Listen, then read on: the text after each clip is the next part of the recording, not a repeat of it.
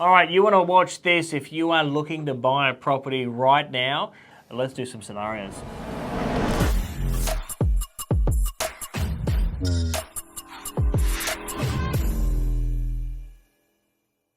So we're sharing our screen a cool calculator that brokers have access to. So essentially on the right-hand side, we've got all the different lenders. Right next to that column is your max borrowing capacity. Another interesting column to see are the product interest rates at the moment, so where they're currently sitting, which sits around the 5.5%. The following column, right next to it, is the assessment rate. So every time the bank assesses you, they're buffering it by 3%, the interest rate to be more conservative.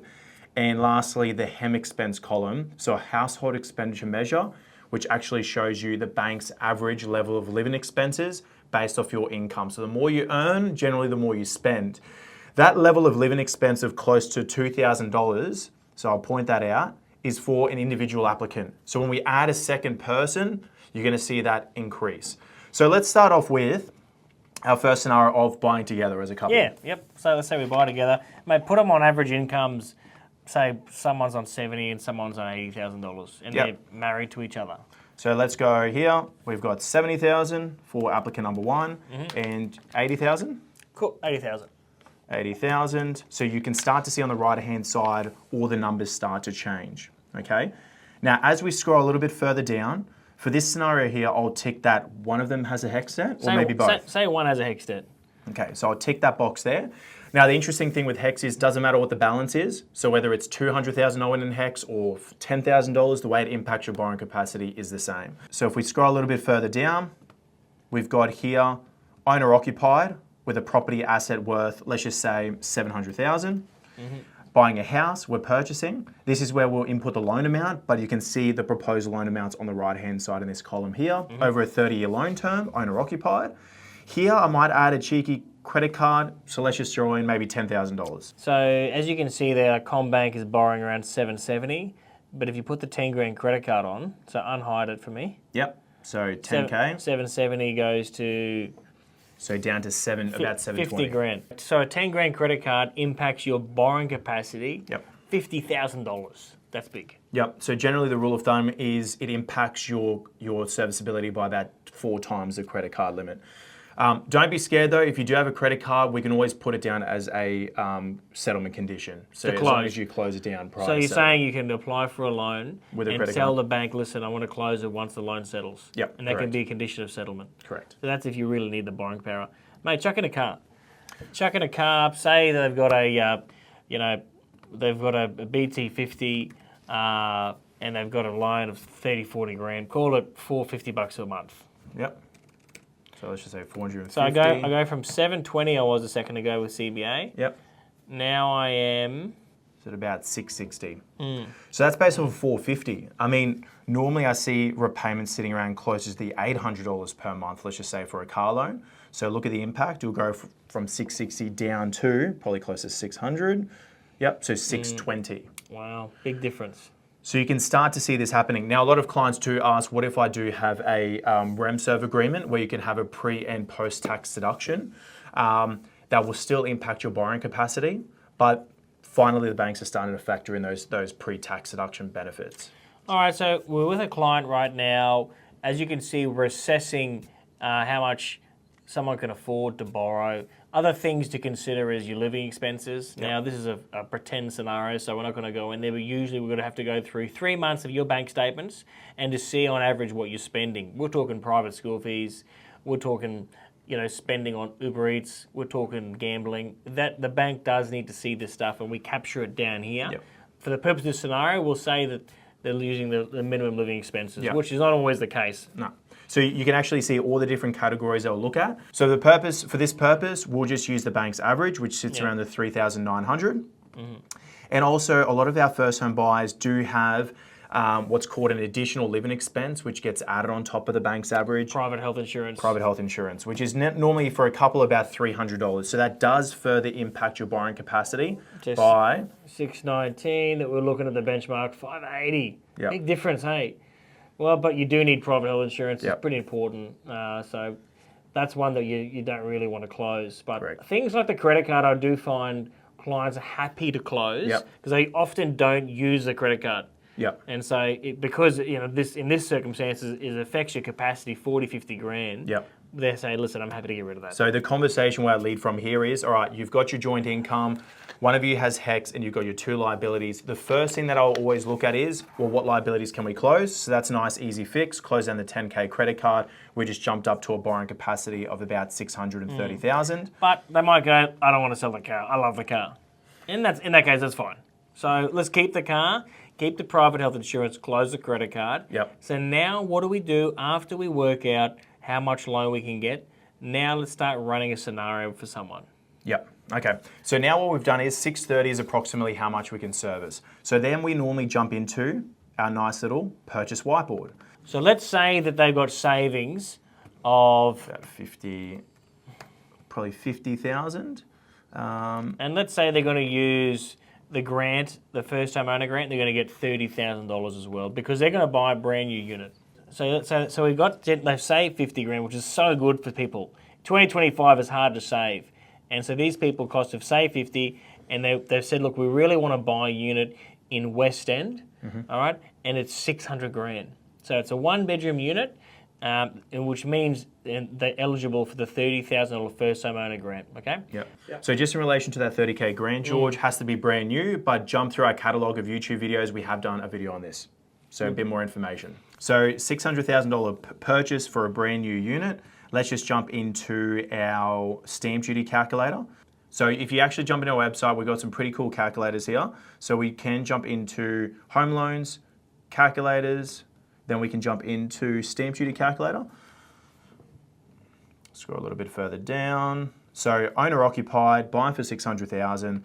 We'll go Queensland, new home, first home buyer, yes, foreign homeowner, no. So you can actually see here that we do have base stamp duty of 12,000, stamp duty concession of 12,000. So you're not paying any stamp duty, but there are some transfer costs that are applicable, about 2,100. So there's your total government charges, 2,354. So let's plug that in. As cost is plugging that in, it's worth to note there's a lot more grants than the first home owner grant. So if you do want to learn, if you are a first home buyer, make sure you follow Mad Loans and we cover all the grants and as they change. And this year there was a lot of changes to the first home owner grants. Yep. So we've plugged in that stamp duty cost, transfer cost of 2,300. We also like to factor in other costs such as legal fees, building and pest to make sure it's structurally sound, any other adjustments that your solicitor will calculate, even $1,000 worth of removalist costs. So worst case scenario, about 8K worth of fees. So 600 plus 8, there's your total cost including fees of 608,000. Now, we've got their deposit of 80K. We don't want to throw all that money in. We want to keep ourselves with a bit of a buffer. Look, these guys, let's take the LVR. See down the bottom right here, everyone, that it's 88%. So if this person here put the whole deposit in, which like you said, Costa, that's taken all their money, which means they've got no money for unforeseen circumstances, which is dangerous. So these guys, they can afford a lot more loan based on our capacity. So let's show them if they borrow 95%. Now, normally, if someone borrows 95%, they've got to pay lender's mortgage insurance, which could be 20 grand. Yep. But another first home owner grant is called the First Home Loan Deposit Scheme. And that allows them to borrow up to 95% no LMI. They can put in $38,000, meaning they, so if they go 80 minus 38, they can keep 42 grand. What an ideal situation. Yep. So this is using two different government schemes. So not only there's technically three. What's the third? Three benefits that we're using. So the first one is no stamp duty. Yep. The second one is the 30K government grant. Yes. And the third one is the 5% deposit scheme. So it's tick, tick, tick. A lot of my clients are using normally two of those three. So use all three is the next level. We can use all three, even better. What I've been telling everyone is, guys, it's easier than you think. It's easier than you think. It's easier than you think. If you want to buy your first house, it's not your job to know all this stuff. That's our job. And so please come on in. We can work out how much you can afford personally. And we help all over Australia, not just Queensland. So keep going. So George, out of that 80K, keep about 42,000. So our deposit is about $38,000 here. Yep. Now, if we throw that over here, 608 minus 38,000 gives us a loan amount of 470, which is 570. 570, sorry, which is exactly 95% of the purchase value. So we don't have to pay lender's mortgage insurance as first home buyers, Yep. even if we are borrowing 95% of the property value. As you said before, normally you need a 20% deposit. We're getting away with 5.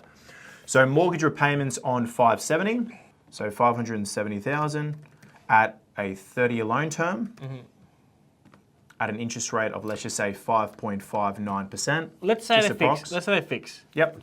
So I'll show you a comparison. Okay. That's based off a variable rate. If we were to, let's just say, fix in the same loan amount, Is it 499? correct. Some banks are still doing 4.99% for 2 years. So that's your difference there. So look, everyone who's watching this, we're in November 2025. This is the current rates ballpark now. Everything is subject to your own situation. All banks are different. LVRs, you name it, but this is high level for scenario purposes only. So variable, you're looking at $3,269 a month, or fixed $3,000 a month. Yep. Let me just work that out. So if I go 3056 times 12 divided by 52, $705 a week principal and interest. That's really affordable, mate. Yep. The average rent in Brisbane, $650 a week. Yep. So to own your own property and still have $42,000 save, you're taking 30 from the government, mate. That's a very good situation.